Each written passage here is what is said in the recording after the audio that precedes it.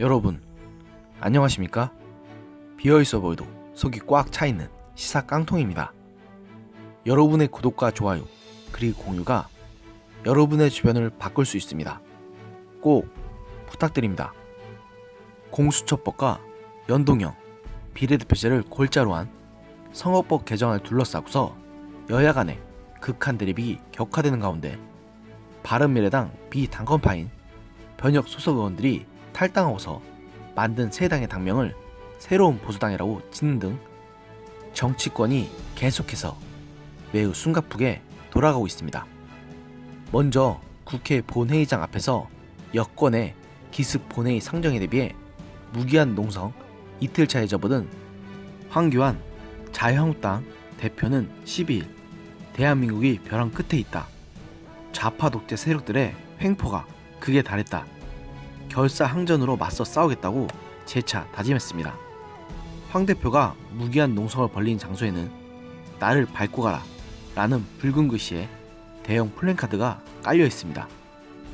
전날인 11일 오후 7시부터 본회의장 앞 농성을 시작해서 침낭을 깔고 철야 농성을 벌인 황 대표는 이날 오전 자신의 페이스북에다 문재인 정부에게 국민은 중요하지 않다. 독재 연장에 눈먼 자들이 날치기로 국민 혈세를 도둑질했다. 부정선거를 덮기 위해 민주주의를 파괴했다. 자신들이 저지른 공작 선거를 덮기 위해 헌정을 짓밟았다고 성토했습니다. 황 대표는 교섭단체 간 합의를 무시한 더불어민주당, 바른미래당, 정의당, 민주평화당, 그리고 대한신당의 이른바 4+1 협의체가 지난 10일 밤 512조 3천억 원 규모의 내년도 예산안을 기습 강행 처리한 것과 이후 사실상 비례대표 패자 독식제, 선거법 및 공수처 설치법 등에 대한 패스트트랙 야합 상정 움직임을 특히 규탄했습니다. 황 대표는 4+1의 실체가 도대체 무엇이냐? 혐오스러운 결속이고 비열한 야합이다. 대한민국의 틈새에 끼어서 살아남기 위해 온갖 행포를 다하는 세력들이다. 좌파 독재 완성을 위한 의회 쿠데타가 임박했다. 4+1의 대국민 사기극은 이미 펼쳐지고 있다고 강조했습니다. 또한 황 대표는 여러분 여기가 국회 맞습니까? 여기가 대한민국 맞습니까? 우리 국민은 언제까지 저들에 의해 고통받아야 합니까? 지금 여기 국회에서 몸이 부서져라 맞서 싸우겠다. 힘이 되어 주십시오. 국민 여러분 이라고 덧붙였습니다. 앞서 황 대표는 무기한 농성에 돌입하면서 여기서 한 걸음이라도 물러서면 우리 대한민국의 민주주의가 무너지고 몰락의 길을 걷게 될 것이다. 이곳 로텐더홀을 마지막 보루로 삼고 민주주의를 지켜내야 한다. 더는 물러설 곳이 없다고 강조한 바 있습니다. 첫날 농성에는 한국당 의원들 일부도 함께했으며 이들은 침낭 등을 준비해 이곳에서 밤을 지새웠습니다. 앞으로도 각 상임위원회별 소속 의원들로 조를 짜 황 대표의 농성장에 함께할 것으로 알려지고 있습니다. 황 대표는 농성 이틀째인 이날에도 이곳에서 최고위원회를 열고 연자 농성을 지속해야 한다는 계획입니다. 황 대표는 단식투쟁이 끝난 지 2주 만에 무기한 농성에 다시 나서면서 지금 내 몸을 걱정할 때가 아니다. 나라가 뿌리채 흔들리는데 나라가 제일 걱정이라는 말을 주변에 한 것으로 전해졌습니다. 한편 황 대표의 농성과는 별개로 한국당 원내 지도부는 협상의 문 자체를 열어놓는다는 방침을 세워두기는 했습니다. 심재철 원내대표는 11일 다른 당 원내대표와의 대화 채널이나 협상 통로는 열어놓을 것이냐는 취재진 질문에 대화는 언제나 유지되고 있다고 말했습니다. 그래서일까요? 문희상 국회의장이 12일 패스트트랙 법안 문제 등을 논의하기 위해 여야 3당 교섭단체 원내대표 회동을 소집했지만 자유한국당의 불참으로 회동이 무산됐습니다.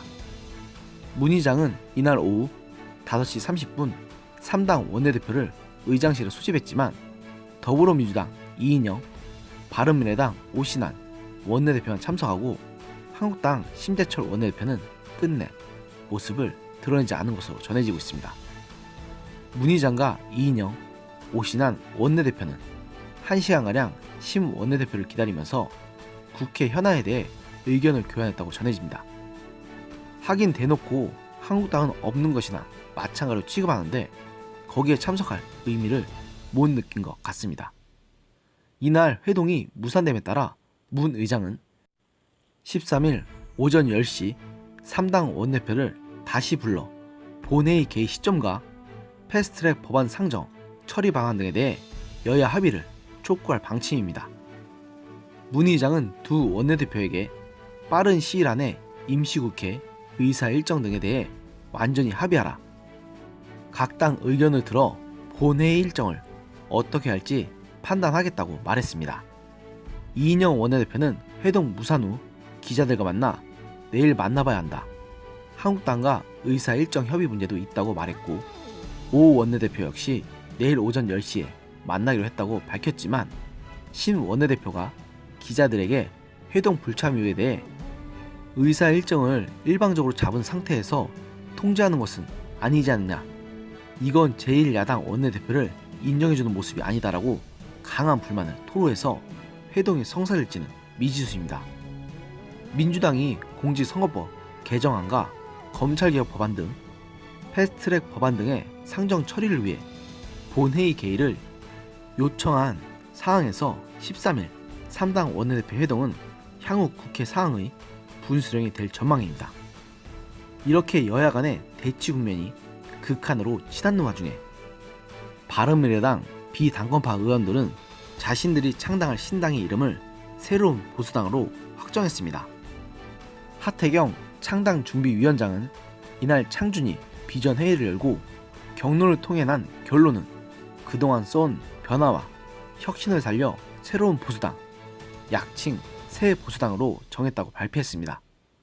하 위원장은 새 보수당을 당명으로 정한 이유로 새 보수당은 이기는 보수이기 때문이다, 올드 보수는 질 수밖에 없다, 이기기 위해 새로운 보수가 돼야 한다, 새로운 보수당이 보수를 이끌어야 한다고 주장했습니다. 그러면서 우리는 2대 주체와 3대 원칙, 2+1 3비전이 있다. 2대 주체는 청년과 중도다. 새 보수당은 청년이 이끌어가는 보수고 중도를 아우르는 새로운 보수다라고 설명하면서 3원칙은 유승민 전 대표의 보수 재건 3원칙을 의미한다. 첫 번째는 탄핵의 강을 넘어 미래로 가자는 것이고, 새로운 보수는 탄핵 극복 보수라는 의미다 라고 전했습니다.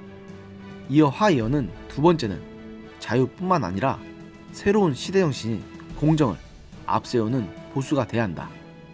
세 번째는 기존 야당을 다 허물고 큰 집을 짓자, 새롭고 큰 보수라고 설명을 덧붙였습니다. 인재영입 위원장을 맡은 유승민 의원은 저희들은 새누리당을 탈당한 게 3년이 됐다. 3년 동안 많은 시련을 같이 겪어온 동지분들이 이 자리에 계신다. 이번 창당을 작게 시작해 성공할 수 있게 개혁보수 신당을 만들겠다고 말했는데, 글쎄 전 이 새 보수당이 과연 성공할 수 있을지 잘 모르겠습니다. 이렇듯 패스트트랙을 둘러싸고 여야 간의 갈등이 극한으로 치닫는 와중에 다른 한쪽에서는 신당을 창당하며 내년 총선에 대비하는 모습을 보이는 등 정치권은 하루가 멀다 하고 숨가쁘게 돌아가고 있습니다. 내년 총선에서 어떤 식으로 유권자들의 선택이 판가름이 날지는 저도 감히 속단할 수가 없습니다.